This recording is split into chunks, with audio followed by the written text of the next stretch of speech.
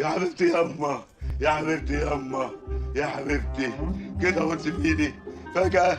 يا حبيبتي يما، البقاء لله وشد حيلك. يا حبيبتي يما. شد حيلك، امال ما تعملش في نفسك كده. يا جدع امي ماتت يا جدع. كفايه عياط بقى. ايه ولا دموع الدنيا كلها تكفيها. هي ماتت ازاي؟ يعني هتفرق معاك ماتت ازاي؟ يا حبيبتي يما.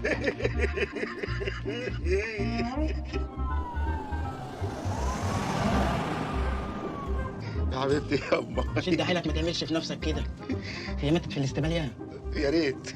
ايوه، يعني كانت بتشتكي من ايه؟ كانت بتشتكي مني انا. هي ماتت ازاي؟ هي جت في الفترة الأخيرة ويا عيني نظرها ضعف قوي. طلعت فوق السطح تنشر واحنا في الدور السابع والسطح في التاسع.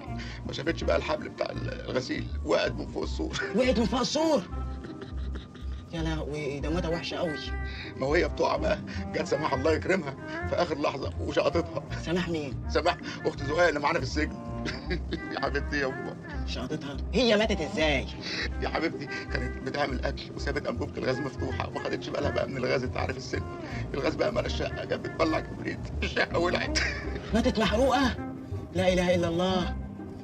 معلش. ما هي جت بقى سماح في اللحظه المناسبه، ولما لقت الشقه بتولع كسرت الباب وانقذتها الحمد لله. انقذتها؟ هي ماتت ازاي؟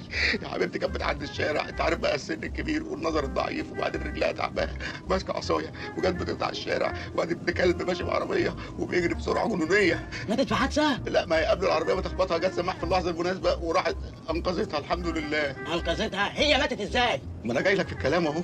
يا حبيبتي كان جالها الكلى، وبعدين بقى ايه قعدنا ندور على متبرع كلى واتاخرنا كتير قوي، الدكتور قال كده مفيش امل، وبعدين في الاخر جالها تسمم. ماتت بالكلى؟ لا، ما هو جت سماح في اللحظه المناسبه وبرأت لها بالكلى وقامت بالسلامه الحمد لله. قامت بالسلامه. هي ماتت ازاي؟ احنا في الاخر بقى اضطرينا نطخها. اخت امك. لا، طخنا سماح اللي مش سايباها في حالها دي. حبيبتي يا امي. يعني دي جازتها برضه.